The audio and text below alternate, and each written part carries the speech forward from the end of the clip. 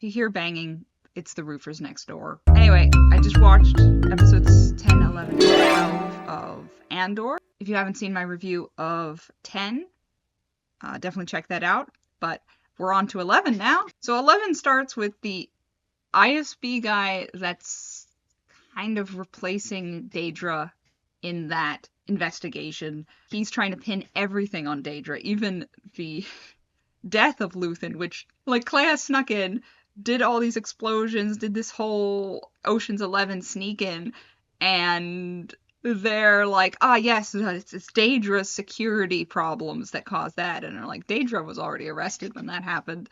But sure, you can blame that on her if you want to. The comedy, though, is they're like, yeah, it must have been a team of 3. It's like, it's too advanced for less than 3. They're like, it's one person. And they figure that out once they go to the security cameras and catch her a couple throughout it and realize that it was just her. And the security camera scene was hilarious because the guy who's doing the cameras, who works for the hospital, he's trying to do small talk saying, oh, my cousin's trying to get into the ISB, and the guy shuts him down so hard. It's so funny. But Daedra, while imprisoned, gets visited by Krennic, and boy, was that scene intense. Oh my gosh. Basically, they have records of Lonnie logging into her account and finding out about the Death Star. These things shouldn't be in Daedra's computer to begin with. She kind of scavenged a bunch of information that she didn't really have clearance to have. And because she had it, because Lonnie had access to her computer, even though she didn't know that, it's kind of her fault, or at least Krennic was gonna pin it all on her. And he is pissed. He's so pissed. He's like trying to make her admit to being a rebel spy and all this. Such a good, intense scene. And she's horrified because she had no idea Lonnie could access her thing because he stole it. You know, she didn't give it to him. But Krennic's like, you gave it to him. You did this. I don't care why. He calls her a scavenger. But it just, it's good. It's good. And she still thinks that she can go back to being an ISB agent and is trying to help him and give plans, and he basically is like, you are out. And the horror on her face, because that's her entire life. That's all she cares about. And it's brutal. It's brutal. Great scene. Krennic has this great line.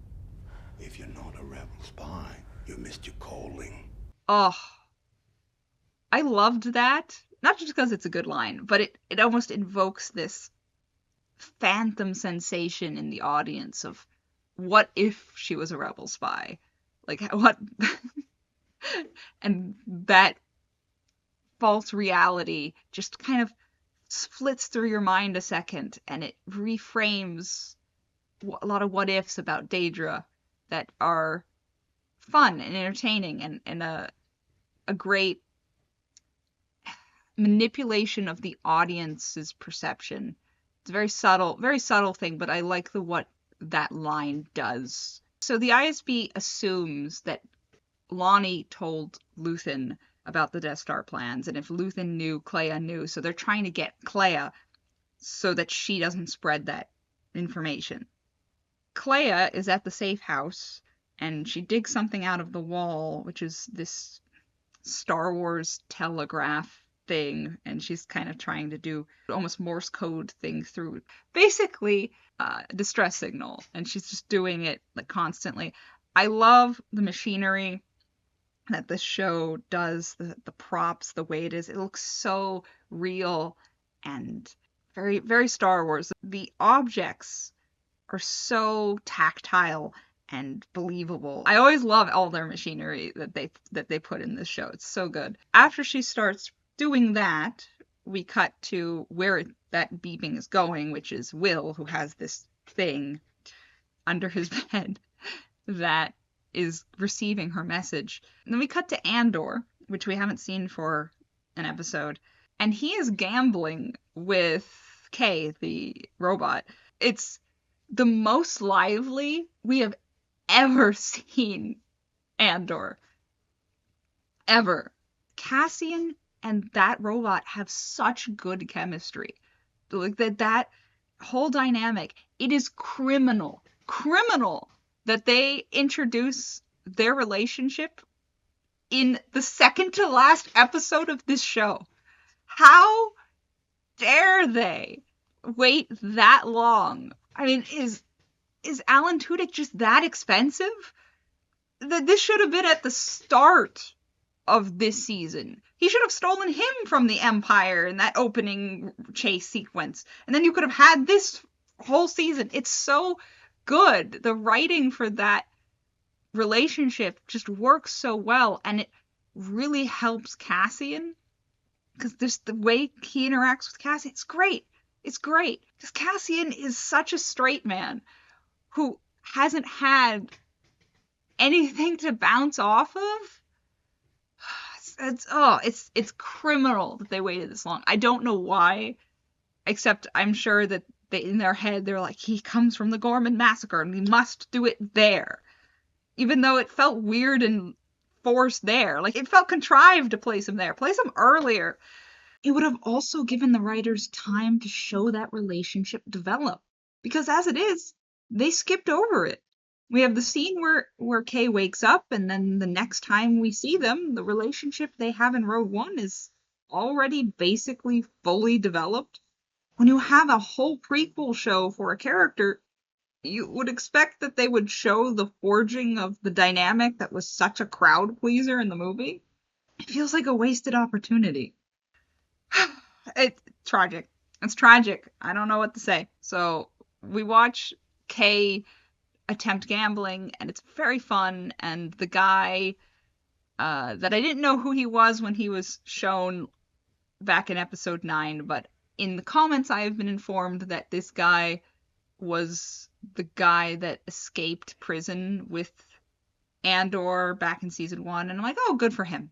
I'm glad they got back together, and that's a good trio, but nice camaraderie. This is the kind of camaraderie I wished we saw a bit in other Rebel team relationships in this show, but I'm happy it's here.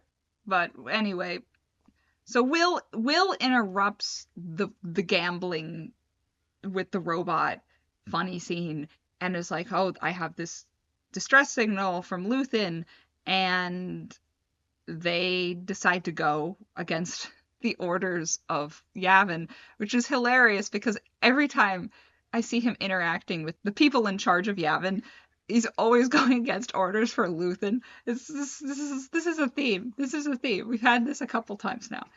But sure, so he goes to go answer Clea. At the same time, the ISB is trying to find Clea. So, like, we have a scene with Krennic, the leader of the ISB board guy. I think his name is Leo.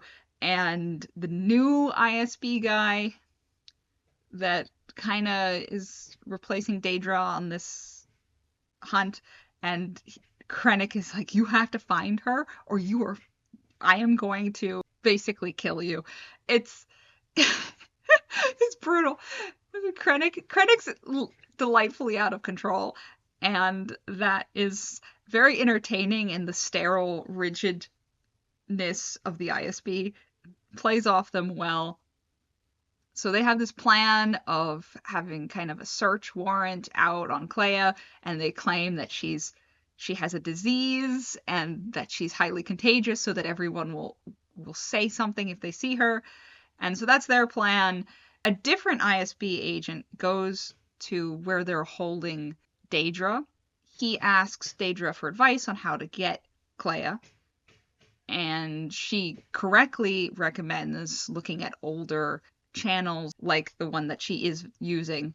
So the ISB agents that are rooting through Luthen's place, they're trying to restart the motherboard that Clea always, press buttons for, that they destroyed, and they're trying to kind of salvage it so that they can figure out all of the channels and connections they had. I loved how the ISB agent radio lady was admiring Luthen and Clea's kind of system, and everyone was annoyed at her because she was like, it's brilliant. I enjoyed that. It was a fun little quirky character moment. But they managed to get it up enough to see Clea's distress signal, and so they're honing in on that and find where she is. So they're converging there. Cassian's converging there. They're both going there at the same time, and I love that.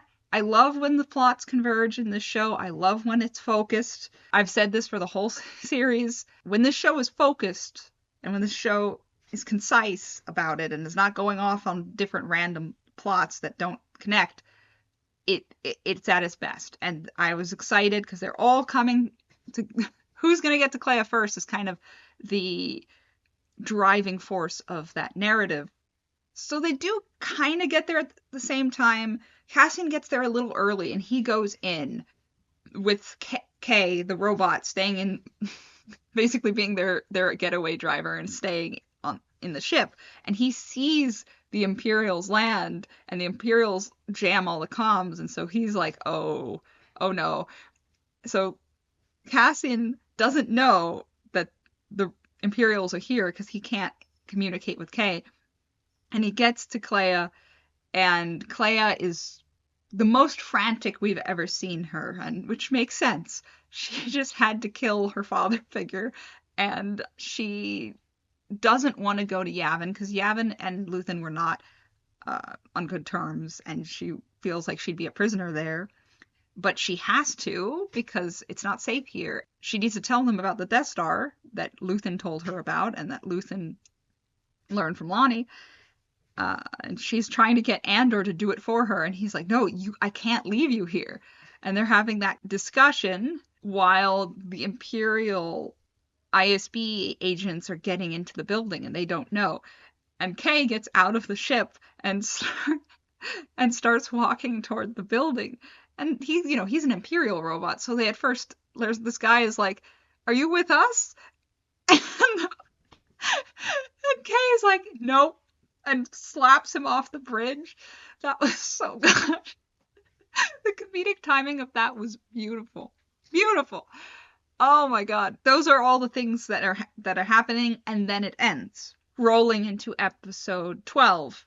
But we'll talk about that episode in my next video. If you want to be informed when that video comes out, do subscribe. Also, the first 10 chapters of my book, Bone Song, Diary of a Sentient Sword, are available for free in the link below. Happy reading, and take care.